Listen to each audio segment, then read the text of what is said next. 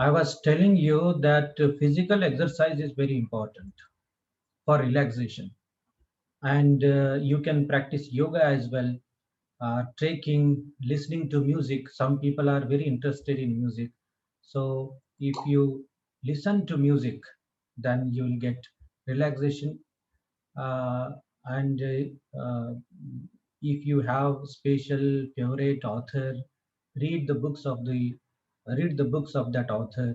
You will get relaxed, and meeting relatives and friends and talking to them is also excellent relaxation. So, or find out in which activity you are interested. As per you, you can practice your hobby as well. If you have any hobby, spend some time in your hobby, and definitely you will get relaxed. So here is another case study. Read the following passage and see the effects of bad stress management on three members of a family. So here are three members in a family. एक family आहे, त्यामध्ये तीन members आहेत आणि stress management योग्य नाही त्यांचं. एकदम डिस्टर्बिंग आहे सगळं फॅमिली. पहा ते या फॅमिलीमध्ये नेमकं घडतं काय? The Sharma family is facing difficult situation. Sharma family. Sharma is the surname of that family.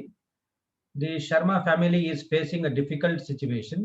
The head of the family, Ramesh Sharma, is under suspension because he is suspected of being involved in a serious irregularity in the business accounts of the company he heads.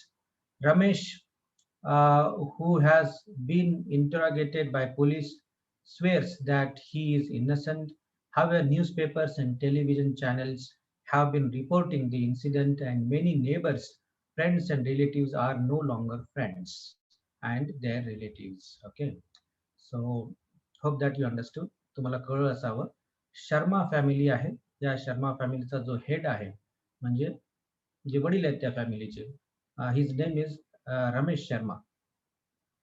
Ramesh शर्माबद्दल इथं असं लिहिलेलं आहे, की रमेश शर्माचं आता suspension होणार आहे, सस्पेंड होणार आहे तो त्या कंपनीमधून, ज्या कंपनीमध्ये तो काम करत होता. त्याचं कारण असं आहे, की असं फाइंड आउट झालंय, इन्व्हेस्टिगेट केल्यानंतर असं फाइंड आउट झालेलं आहे, की रमेश शर्मानं काहीतरी पैशाचा गैरवापर, गैरव्यवहार केलेला आहे. पण रमेश शर्मा असा म्हणतो, की त्यांनी तो एक इन्नोसंट आहे.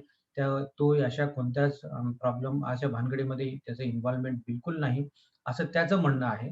आणि ही इज इन्नोसंट ही सेज. आणि ही जी न्यूज आहे ती न्यूज टेलिव्हिजन चॅनलवर आलेली आहे, न्यूजपेपरमध्ये आलेली आहे. म्हणून जे काही मित्र आहेत ते मित्र दूर सारले गेलेले आहेत. आपण पाहतो, की जे खोटे मित्र असतात, जे खरे मित्र नसतात, ते अशी एखादी समस्या आपल्या जीवनामध्ये आली, की ते दूर निघून जातात. आणि जे काही नातेवाईक आहेत, ते नातेवाईक पण दूर निघून गेलेले आहेत. त्यांच्याशी कोणी कॉन्टॅक्ट करायला तयार होत नाही. अशी सिच्युएशन त्यांच्या जीवनामध्ये आलेली आहे. लक्षात आलं, अशी सिच्युएशन आपल्या जीवनामध्ये सुद्धा येऊ शकते. काही प्रॉब्लेम येऊ शकतात. एखाद्याला दवाखान्यातच ॲडमिट करावं लागतं. एखाद्याचा मृत्यू होऊ शकतो किंवा मग असे काही जे काही रिझल्ट्स येतात, परीक्षेमध्ये नापास होणारा एखादा फॅमिली मेंबर असू शकतो. मुलगा किंवा मुलगी परीक्षेत नापास होते. मग काय करायचं?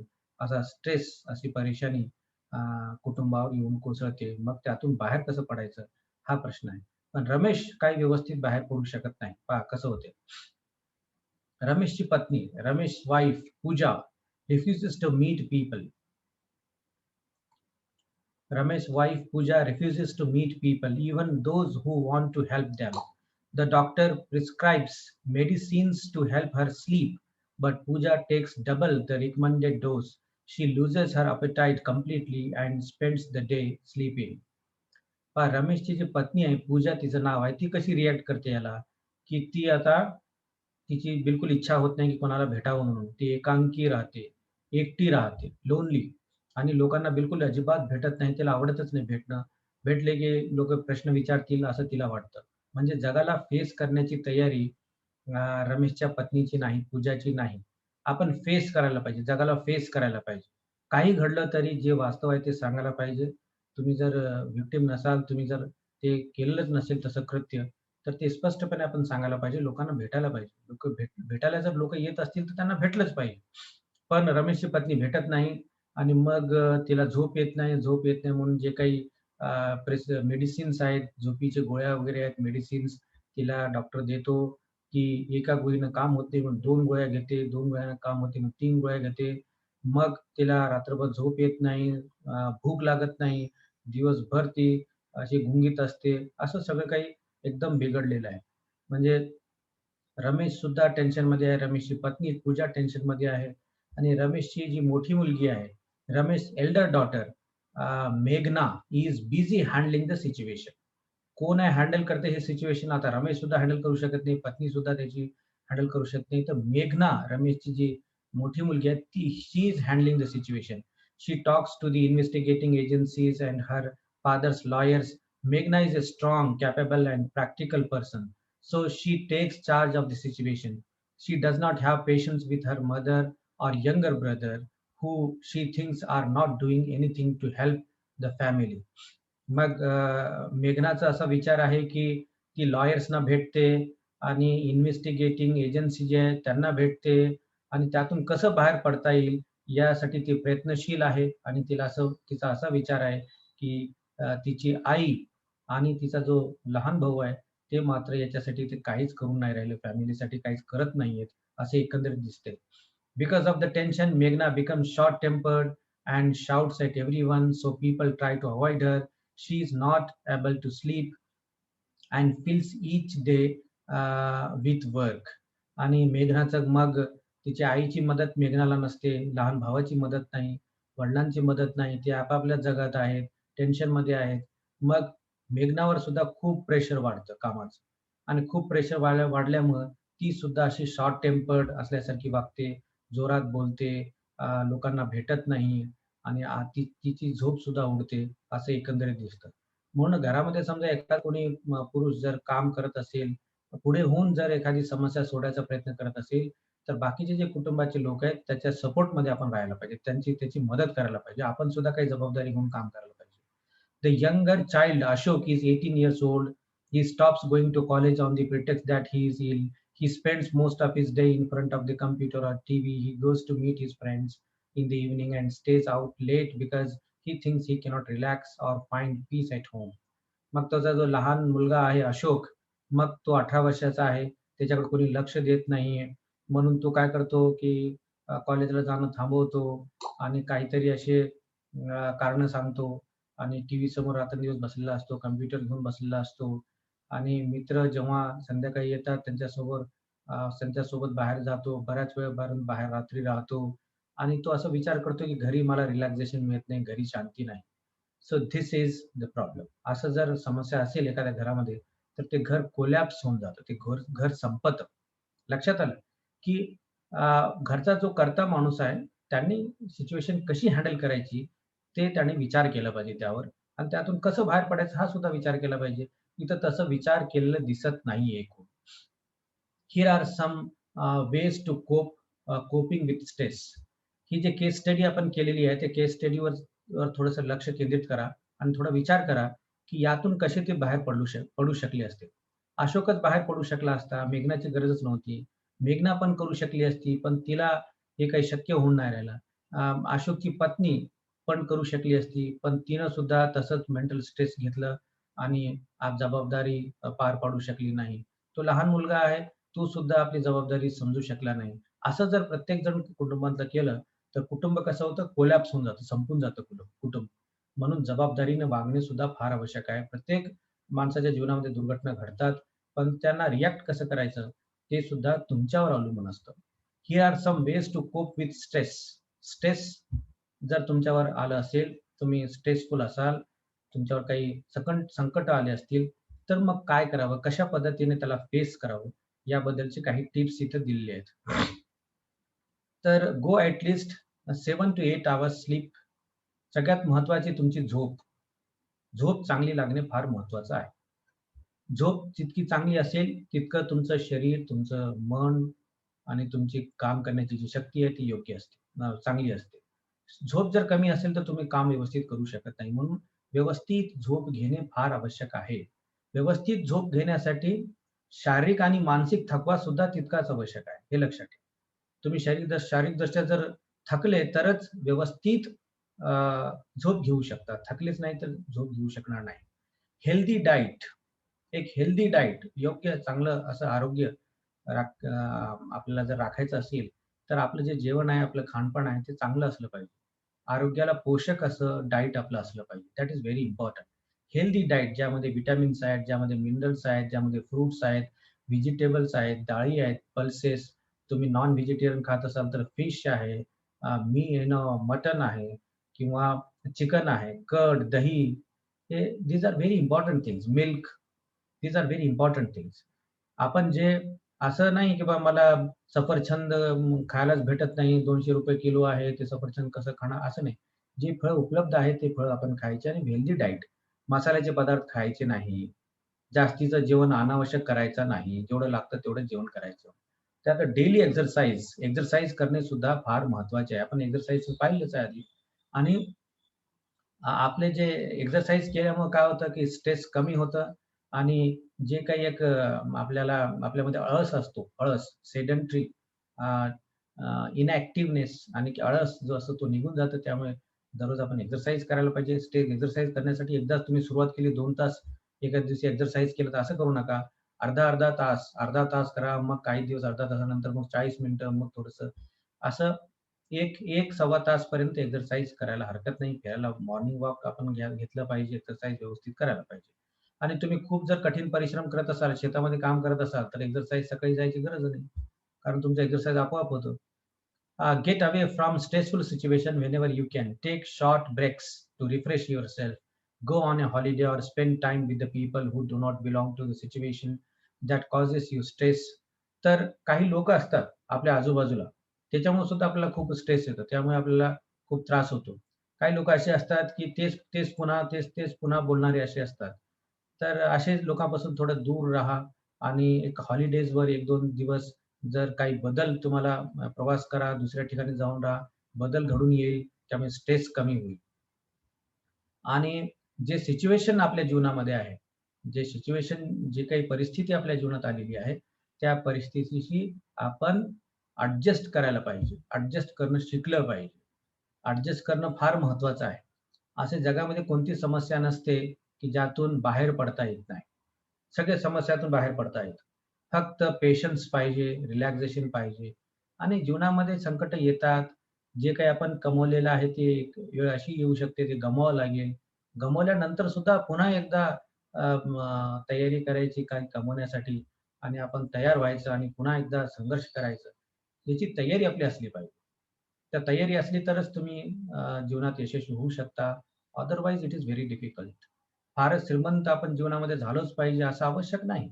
जेवढं आपल्याला लागतं तेवढं जरी आपण कमवू शकलो आणि शांततेनं जीवन जगू शकलो, तरी पण तुम्ही यशस्वी जीवन जगलात असं त्याचा अर्थ होईल. So adapt to to the situation. परिस्थितीशी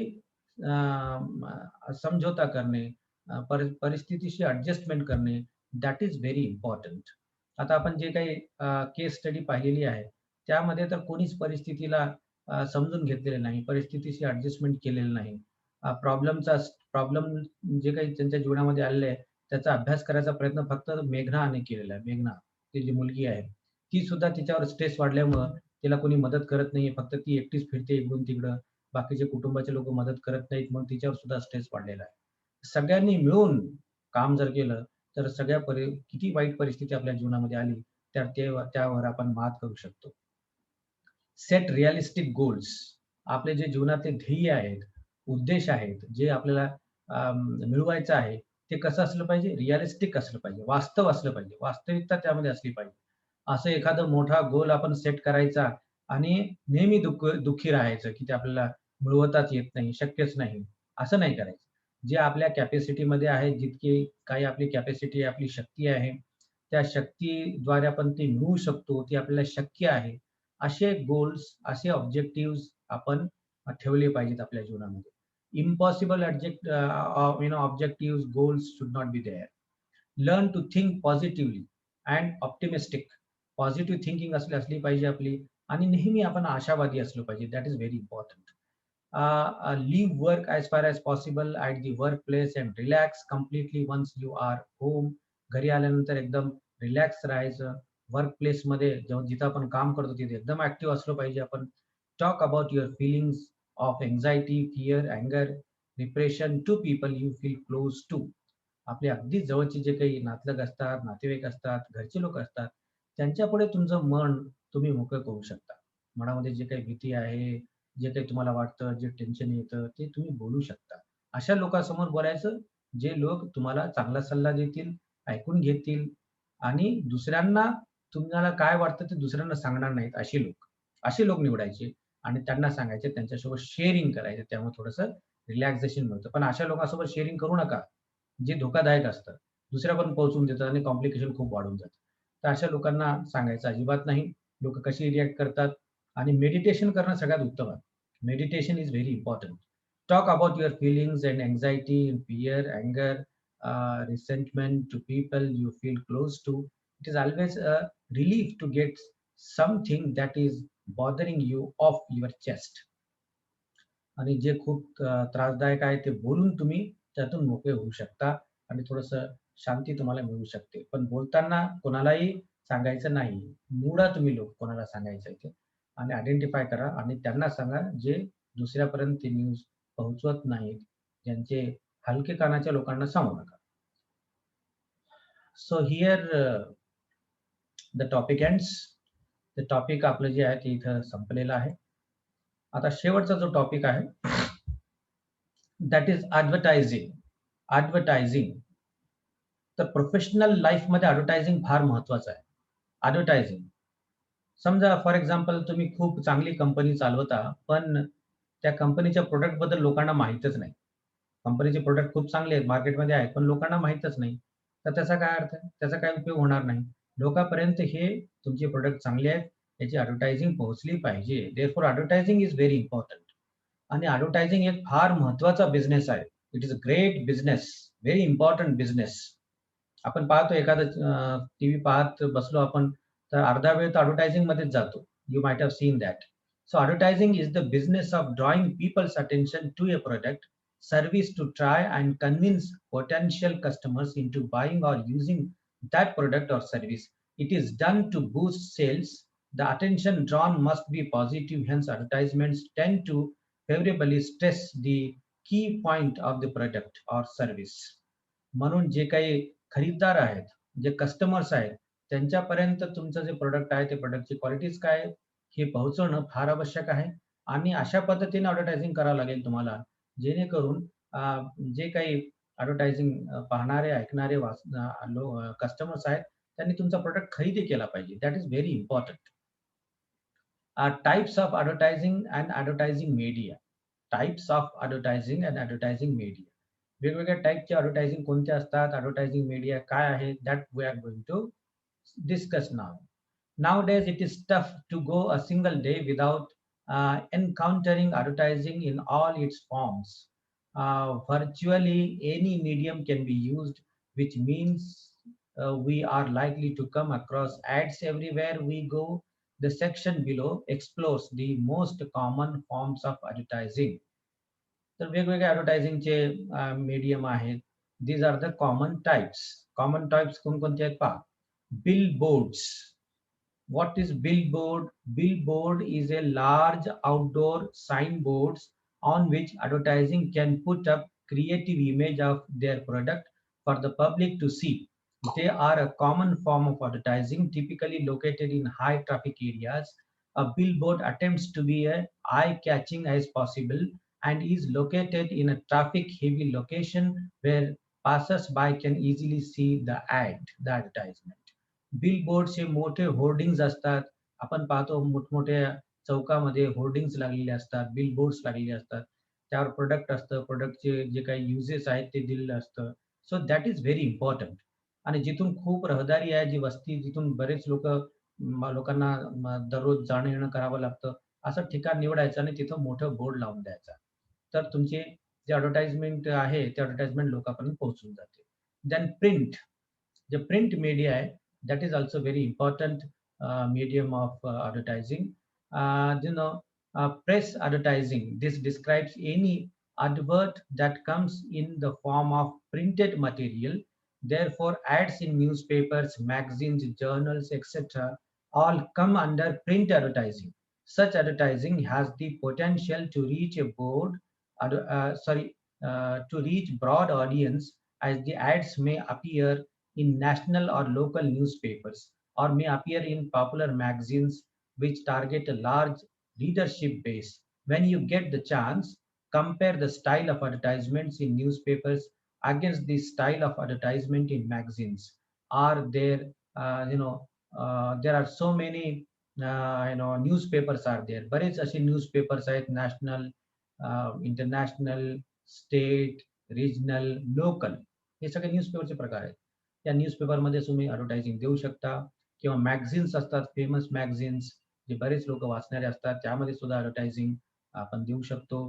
रेडिओ, आता रेडिओ कोणी ऐकत नाही सध्या, पण radio is also one of the means of advertising.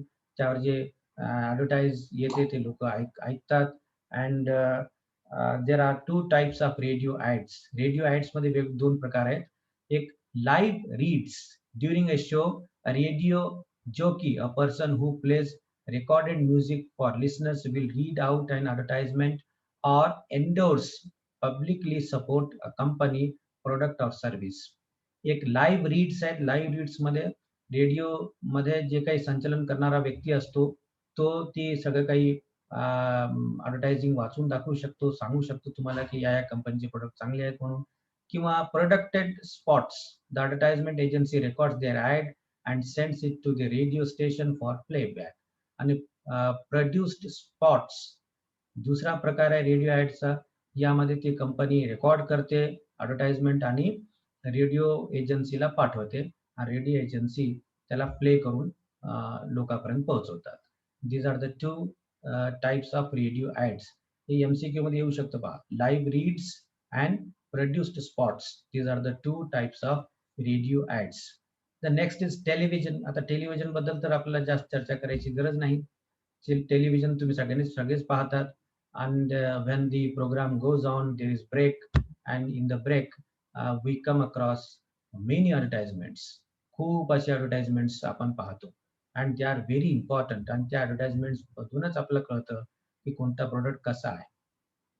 त्याच्यानंतर celebrity endorsement. In advertising across all mediums, celebrities are known public figures, from sports figures to politicians to musicians, may endorse or publicly show their support for a product or service. Using such figures help bolster the company's image, making it more recognizable to the public through their heroes and icons. तर हे एक आपण पाहतो की ॲडव्हर्टाइजमेंटमध्ये celebrity जे असतात, ज्या लोकांना आपण सगळं ओळखतो. फॉर एक्झाम्पल तुम्ही जे काही सिने स्टार आहेत आपले, Akshay Kumar for example, Akshay Kumar advertisement देत आहे, तर सगळ्या तरुणांना असं वाटेल की अक्षय कुमार तर ॲडव्हर्टाइजमेंट देतो म्हणजे याचा अर्थ हा प्रोडक्ट चांगलाच असेल. किंवा एखादी ॲक्ट्रेस आहे, ती ॲक्ट्रेस ॲडव्हर्टाइजमेंट देत आहे, तर सगळ्या लोकांना असं वाटेल, सगळ्या तरुणींना असं वाटेल की दिस प्रोडक्ट इज व्हेरी गुड. तर असे, किंवा एखादा म्युझिशियन आहे, किंवा एखादा दुसरा कलाकार आहे, काय स्पोर्ट्समन आहे एखादा, तो स्पोर्ट्समन ॲडव्हर्टाइजमेंट देत आहे, तर मग आपल्याला असं वाटतं की हा प्रोडक्ट व्यवस्थित आहे, चांगला आहे. तर हे असे सेलिब्रिटीचा उपयोग सुद्धा ॲडव्हर्टाइजमेंटमध्ये केला जातो. That is called celebrity endorsement. त्याच्यानंतर online. This refers to various forms of advertising that rely on the internet as a platform for promoting products and services. Banner ads, ads located or embedded within a web page, and pop-up ads, new web browser windows that open or pop up in front of a previous accessed web page, are the two most common forms of online advertising. Online ॲडव्हर्टायझिंगचे दोन प्रकार पडतात. एक, internet as a platform for promoting products and services. Banner ads located or embedded within a web page. Web पेजवरच एका बाजूला जी माहिती आपण टाईप करून नेट ब्राउझरमध्ये टाकतो आणि आपल्या समोर एक पेज ओपन होतो. जी माहिती पाहिजे ती माहिती एका बाजूला असते आणि दुसऱ्या बाजूला कोपऱ्यामध्ये ॲडव्हर्टाइजमेंट दिलेली असते. तर हा एक प्रकार आहे. याला याला embedded within a web page. Embedded within a web page हा प्रकार आहे ऑनलाईन ॲडव्हर्टाइजमेंटचा. आणि दुसरा आहे पॉपअप ॲड्स. पॉपअप जेव्हा आपण न्यू ब्राउझर ओपन करतो, at that time pop up in front of previous accessed web page. जे प्रिव्हियसली आपण वेब पेज पाहिलेलं आहे, तिथं तुम्हाला इमिडिएटली एक ॲडव्हर्टाइजमेंट दिसते. So that is pop up ads. असे ॲडव्हर्टाइजमेंट्स ऑनलाईन इंटरनेटवर तर आपल्याला सहज पाहता येतं. बऱ्याच वेळी असं असतं, की आपण टेम्प्ट होतो. बरेच असे ॲडव्हर्टाइजमेंट असतात, त्याकडे लक्ष द्यायचं नसतं. तर जे लक्ष द्यायचे ॲडव्हर्टाइजमेंट्स आहेत, त्याच्याकडे लक्ष द्या. जे ॲडव्हर्टाइजमेंट आपण लक्ष द्यायला नाही पाहिजे, तिथे एक क्रॉस सिम्बॉल असतो, त्याला क्रॉस करू शकता, तुम्ही बंद करू शकता. जर तुम्ही पाहताना किंवा रीडिंग करत आहात तुम्ही आणि तुमचं कॉन्सन्ट्रेशन लूज होत असेल, तर तसं करू शकता. So what are the techniques of effective advertising? Effective advertising चांगली असली पाहिजे आणि व्यवस्थित आपण ॲडव्हर्टाइजमेंट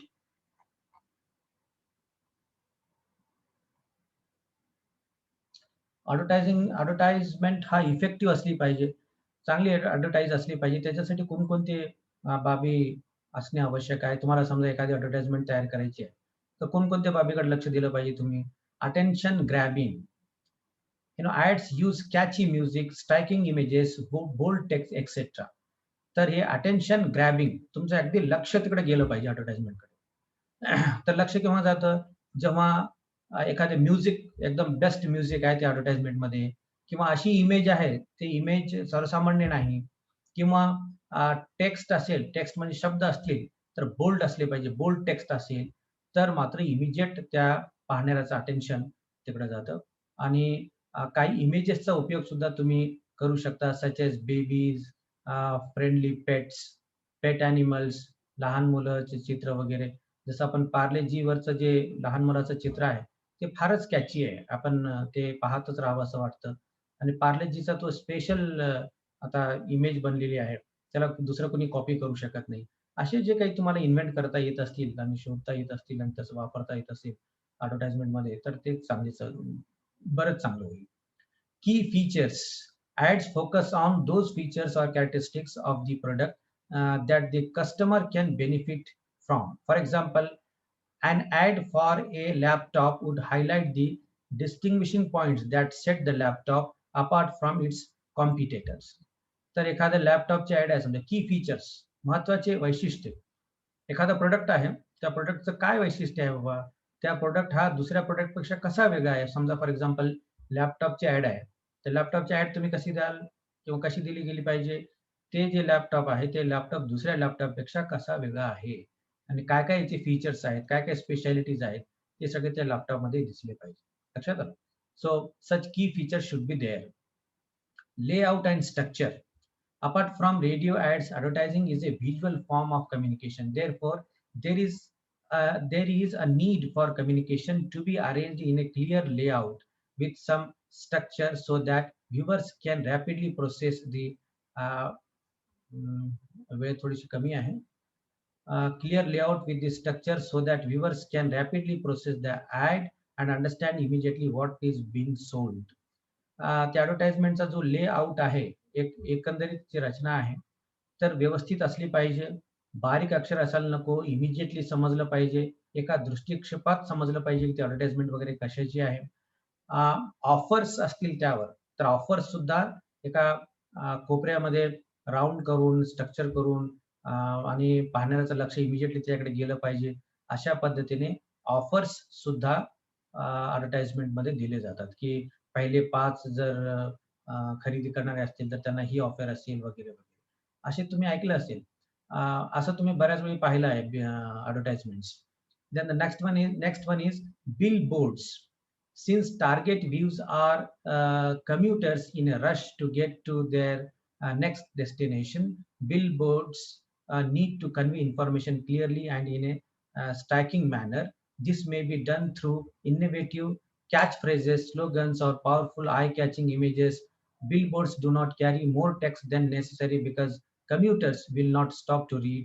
बिलबोर्ड्स, मोठे होर्डिंग्ज, आता आपण तुम्हाला सांगितलं होतं मोठे होर्डिंग्ज ते सुद्धा फार महत्त्वाचे असतात. फारच कमी शब्द वापरायचे आणि जे कम्युटर्स असतात, जाणारे इकडं-तिकडं, पायी चालणारे, वाहन घेऊन जाणारे, त्याच्याकडे जास्त वेळ नसते. फक्त एक दृष्टिक्षेप जरी टाकला, तरी ते ॲडव्हर्टाइजमेंट कशाची आहे ते त्यांना कळलं पाहिजे.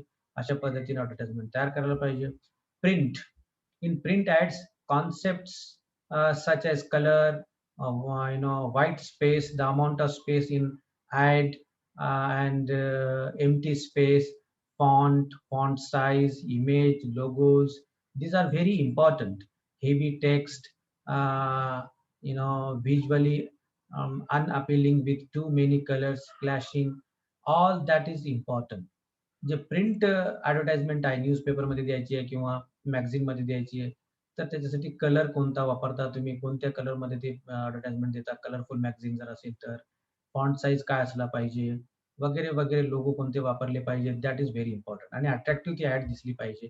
अशा पद्धतीने आपल्याला तयार करावं लागेल. So though radio advertisement do not have a visual component, they still follow a logical structure and progression. Often radio advertisement will use the following format: introduce the problem, introduce the solution and service वगैरे वगैरे. आता रेडिओवरचे जे advertisement असतात ते काही आपल्याला डोळ्यानं पाहता येत नाही, फक्त ऐकावं लागतं.